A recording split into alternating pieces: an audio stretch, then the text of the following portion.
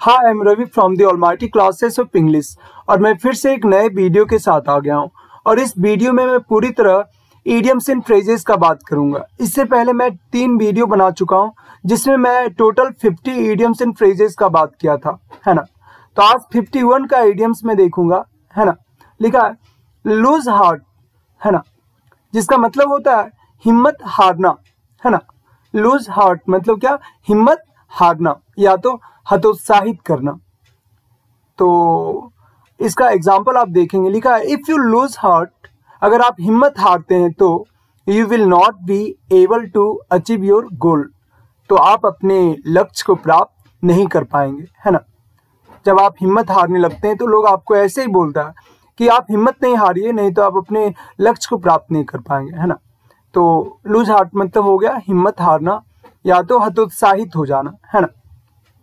तो 52 का देखते हैं, लिखा मेक और मार मतलब क्या? बनाना या बिगाड़ना, बनाना या बिगाड़ना। तो इसी का और दूसरा आपका अर्थ है पूर्ण रूप से सफलता प्राप्त करना या बुरी तरह असफल हो जाना, है ना। इसका इंग्लिश में भी कुछ मीनिंग दिया हुआ है, either to make a complete success or fail utterly. इसे हम लोग अटरली पढ़ेंगे, उटरली नहीं, ठीक है ना, अटरली। तो पूरी तरह सफलता प्राप्त करना या बुरी तरह असफल हो जाना, है ना। इंग्लिश में इसे क्या बोलेंगे? मेक और मार, है ना। तो बनाना या बिगाड़ना। तो इसका एग्जाम्पल आप देखेंगे, लिखा it is your responsibility, it is your responsibility to make or mar your future, है ना। ये आपका रिस्पॉन्सिबिलिटी है, आपका जिम्मेदारी है अपना फ्यूचर क्या करना, बनाना या बिगाड़ना, है ना। तो मेक और मार मतलब हो गया बनाना या बिगाड़ना। ये सब इडियम आपके लिए बहुत इंपॉर्टेंट है इंग्लिश को बेहतर बनाने के लिए, है ना। चलिए 53 का देखते हैं, लिखा है a bone of contention, a bone of contention. तो इसको हम लोग तोड़ कर देखते हैं। बोन का मतलब होता है हड्डी, है ना। कंटेंशन का मतलब होता है झगड़ा, है ना, या तो विवाद, है ना। तो विवाद का हड्डी, है ना, जिसे हम लोग बोल सकते हैं झगड़े का जड़। जब कोई कुत्ता, जब एक हड्डी रहता है और वहां पे एक कुत्ता पहुंचता है तो दूसरा भी कुत्ता पहुंचता है, तो दोनों कुत्ता एक दूसरे से झगड़ने लगता है।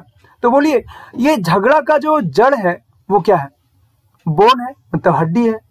तो इसीलिए इसे कहा गया झगड़े का जड़, है ना, जिसे और दूसरा नाम दे सकते हैं विवादास्पद मुद्दा।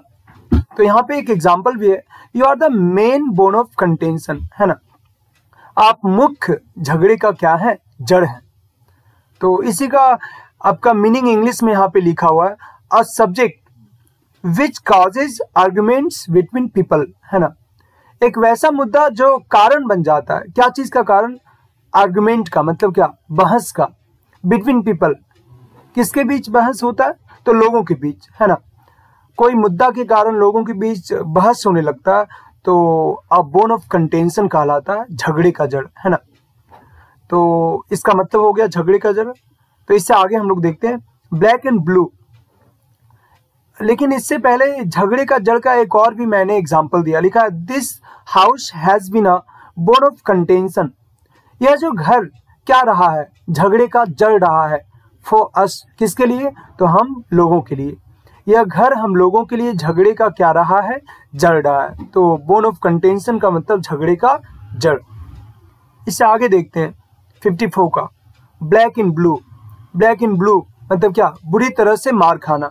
जब कोई व्यक्ति आपको बहुत ज्यादा पीटता है ना, तो आप देखिएगा जब छड़ी का निशान लगता है आपके शरीर पे तो ब्लैक और ब्लू टाइप का उसका निशान आ जाता है ना।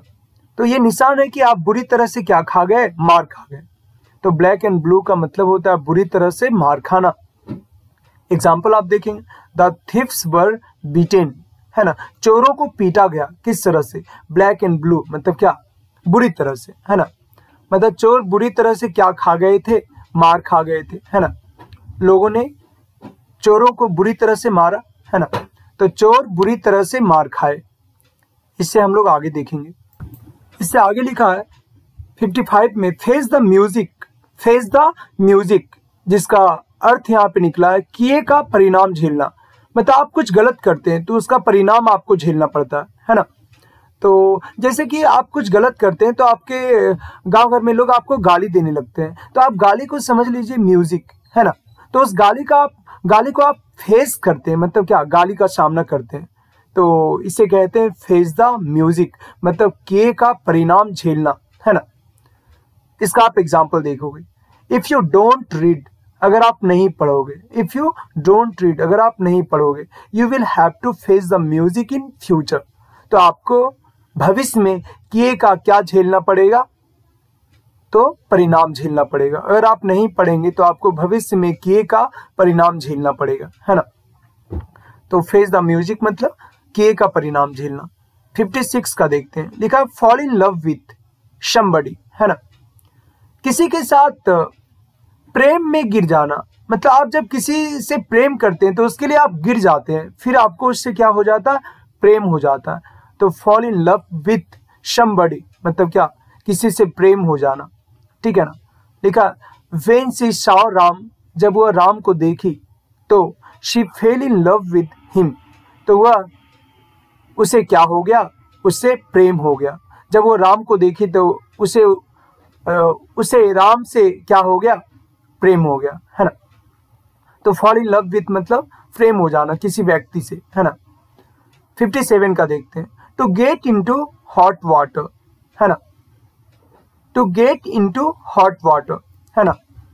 ऐसे हॉट वाटर मतलब गर्म पानी, इनटू मतलब में, और गेट मतलब क्या, पाना। मतलब कोई व्यक्ति जब खुद को हॉट वाटर में पाता है, गर्म पानी में पाता है, मतलब समझ लीजिए वो क्या चीज में है, मुसीबत में पड़ता है ना। वो व्यक्ति मुसीबत में पड़ जाता है ना।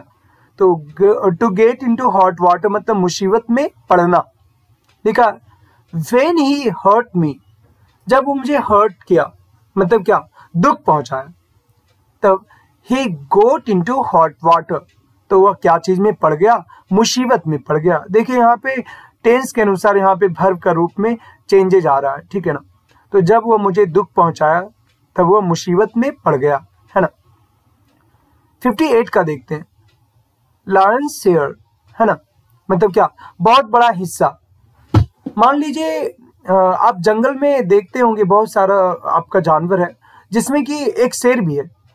तो जब कोई मतलब भोजन का बात हो, तो अगर उसमें शेर को अगर हिस्सा दिया जाएगा उस भोजन का, तो उसे बहुत बड़ा हिस्सा मिलेगा, है ना। तो इसीलिए लायन शेयर का मतलब हो गया बहुत बड़ा क्या, हिस्सा। तो एग्जाम्पल आप देखें, my friend got lion's share in the division of his father's क्या प्रॉपर्टी। इसका हिंदी समझेंगे, मेरा दोस्त को मिला बहुत बड़ा क्या, हिस्सा। इन द डिवीजन मतलब बंटवारा में, क्या चीज का बंटवारा, ऑफ हिज फादर्स प्रॉपर्टी, उसके पापा के धन जायदाद के बंटवारा में मेरा दोस्त को बहुत बड़ा क्या मिला, हिस्सा मिला। तो लायंस शेयर का मतलब हो गया बहुत बड़ा क्या, हिस्सा। तो 59 का देखते हैं, make a mountain out of a mole hill, है ना। Make a mountain out of a mole hill मतलब क्या, बात का बतंगड़ बनाना, मतलब क्या, तिल का ताड़ बना देना। कैसे, इसका हिंदी आप समझिए, मेक मतलब बनाना, माउंटेन मतलब क्या, पहाड़, आउट मतलब क्या, आउट ऑफ मतलब में से, क्या चीज में से पहाड़ बना देना। तो मोल हिल, मोल हिल का मतलब कोई जैसे छुछुंदर है या चूहा वगैरह आप देखते होंगे, वो मिट्टी को मतलब ऊपर आपका निकाल देता है, तो एक मिट्टी का ढेर बन जाता है। तो वो मिट्टी का ढेर तो बहुत छोटा है, लेकिन मतलब मिट्टी का ढेर कहने का मतलब है छोटी सी चीज से, है ना, माउंटेन बना देना, मतलब क्या, पहाड़ बना देना। कहने का मतलब है बात का बतंगड़ बना देना, तिल का ताड़ बना देना, है ना। यहाँ पे एक इंग्लिश में अर्थ भी दिया है, गिव ग्रेट इंपॉर्टेंस टू ट्रैफल्स, मतलब क्या, तुच्छ बातों को, मतलब छोटी छोटी बातों को बहुत बड़ा महत्व दे देना, उसे ही कहते हैं तिल का ताड़ बना देना। तो make a mountain out of a mole hill, है ना, तो बात का बतंगड़ बना देना। एग्जाम्पल देखें, don't try to make a mountain out of a mole hill, मतलब क्या, कोशिश ना करो क्या करने का, बात का बतंगड़ बनाने का, तिल का ताड़ बनाने का कोशिश ना करो, है ना। इससे आगे हम लोग देखेंगे। 60 का लिखा है, पास विद फ्लाइंग कलर्स, है ना, फ्लाइंग कलर्स के साथ पास करना। अच्छा, फ्लाइंग कलर्स मतलब क्या, जब कलर्स उड़ता है, मतलब जब रंग उड़ता है, कब? जब आप बहुत अच्छे मार्क्स या ग्रेड के साथ एग्जाम पास करते हैं तो आप लोग अबीर उड़ाते हैं, है ना। तो इसीलिए यहाँ पे यूज हुआ है पास विथ फ्लाइंग कलर्स, है ना। तो बहुत अच्छे मार्क्स या ग्रेड के साथ क्या करना? पास करना। एग्जाम्पल मैंने लिखा, my students pass the exams with flying colours. My students pass the exams with flying colours. मेरा विद्यार्थी लोग बहुत अच्छे मार्क्स के साथ एग्जाम क्या किया? पास किया, है ना। तो ये सब इंपॉर्टेंट इडियम्स एंड फ्रेजेज है। उम्मीद है कि आप इससे बहुत कुछ सीखेंगे और इसे अपने इंग्लिश सेंटेंसेस में इसे यूज करेंगे, ठीक है ना। तो आप सभी को धन्यवाद, आप वीडियो से बहुत कुछ सीखें। चलिए, थैंक यू वेरी मच।